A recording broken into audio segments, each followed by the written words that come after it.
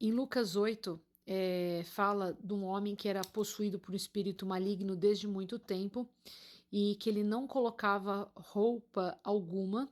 Olha como o diabo ele gosta da pessoa sem roupa para envergonhar o homem, que é a imagem e semelhança de Deus.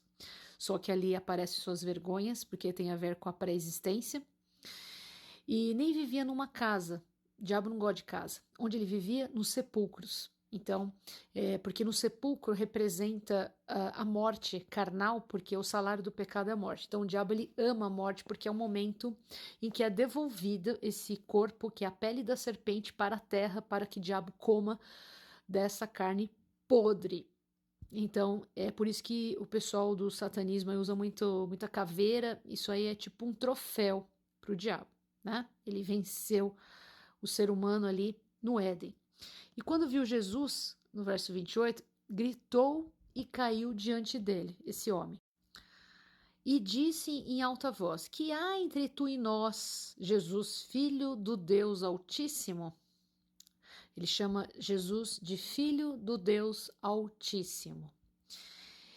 E eu te suplico que não me atormentes, pois Jesus ordenava ao espírito imundo que saísse do homem, porque o possuíra já havia muito tempo, e para protegê-lo prendiam com cadeias e com grilhões, mas quebrando suas cadeias, o espírito maligno o impulsionava ao deserto. E deserto é onde nós somos tentados. Olha a força de Satanás de quebrar cadeias e grilhões. E tem gente mostrando na televisão entrevista com o demônio. E tem muita gente que acredita, por isso que isso aí aparece na televisão, porque vocês acreditam e dão audiência para esse tipo de programa.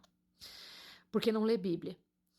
Bastava uma leiturinha básica aqui, em Lucas 8, né, com uma leitura nos olhos do coração, você já vai ver que isso é mentira. Mas não lê Bíblia, não querem saber.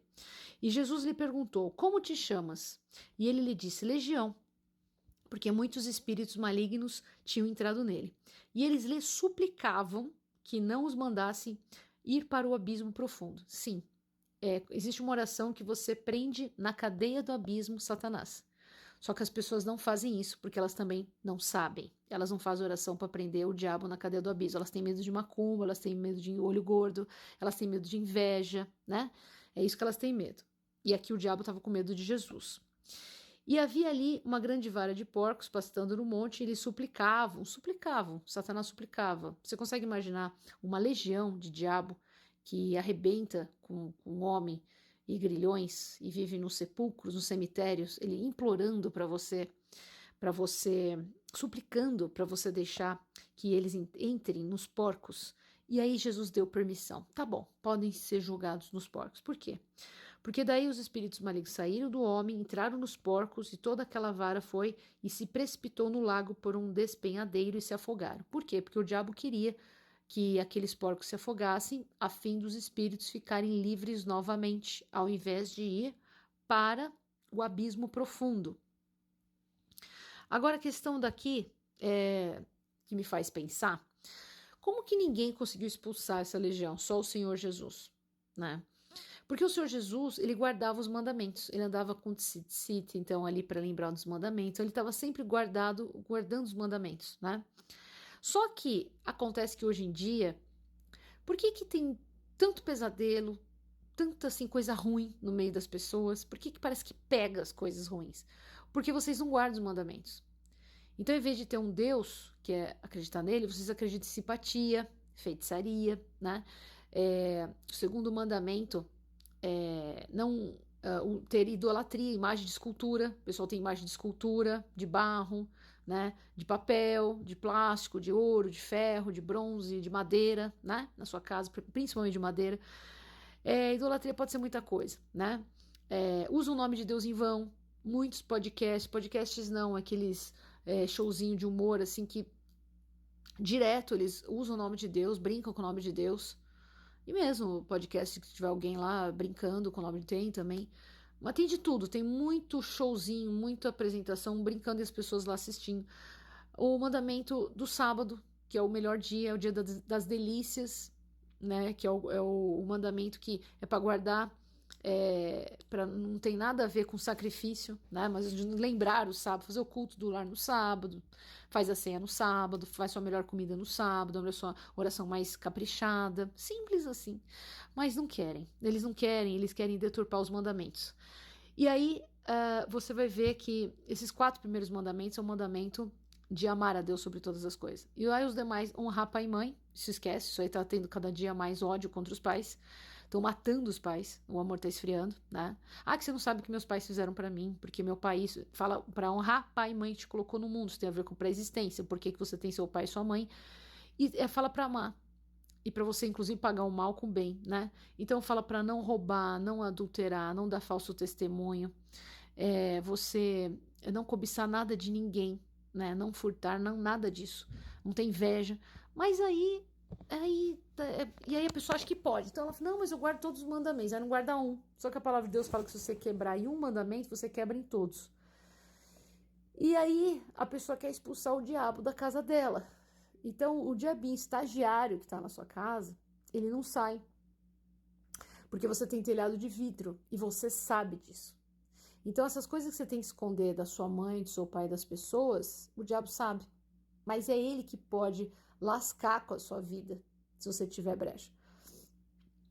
Porque tudo que você faz no seu quarto, à escondida, à noite, no seu celular, o diabo vê.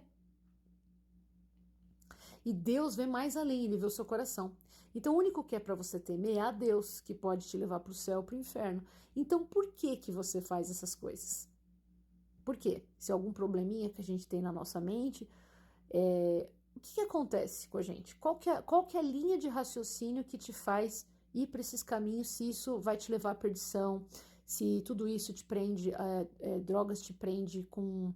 É uma escravidão, né? O adultério é uma traição, é fornicação, você não tem controle do seu corpo, você simplesmente começa a se conectar no mundo espiritual através de pacto de sangue pelo sêmen, você abre portal maldito na sua vida, assim como a masturbação, que é pacto de sêmen também. Tira sua energia, pois não sabe por que as coisas não vão para frente, né? E vem brigar com a gente, né? Aí tem ódio, tem inveja, mente, né? E aí depois ele quer expulsar demônios. Aí de repente a pessoa vai ler o Salmos 91 e parece que as coisas não vão para frente, parece que acontecem coisas ruins na casa dela. Nossa, que medo de ler o Salmos 91, quando devia ter medo das porcarias que você faz. Porque o diabo tá vendo. Então ele tem todo o armamento contra você, porque ele sabe tudo que você faz. Não interessa se você tá enganando pessoas à sua volta. Essas pessoas não podem te levar pro céu, pro inferno. E nem te fazer mal. Agora, o diabo que tá aí te vigiando, ele sabe tudo de você. Tudo. Ele sabe até dos seus antepassados, coisas que você não sabe. E Deus sabe seus pensamentos. Então tá na hora de você, em vez de ficar assistindo o Big Brother, você entender que você vive no maior Big Brother que já existiu em todos os tempos. Em que Deus te vê tudo, dentro e fora, e o diabo vê 24 horas, até a hora que você vai no banheiro, lá também tem câmera do diabo, ele te ouve, e ele vê, assim, todas suas expressões faciais do que você está pensando. Ele não sabe o que você está pensando, mas pode ter certeza que se você consegue perceber o que as pessoas estão pensando, se elas estão gostando ou não, imagina você sozinho num quarto, que dirá o diabo bem mais velho do que você. Então fica aí para você pensar. A salvação ela é individual. Se você quer ter autoridade sobre Satanás, sobre a legião, aí depende de você. Se você quiser ser simplesmente uma marionete do diabo também cabe o livre-arbítrio, salvação individual, graças a Deus. A gente está aqui só para pregar a palavra.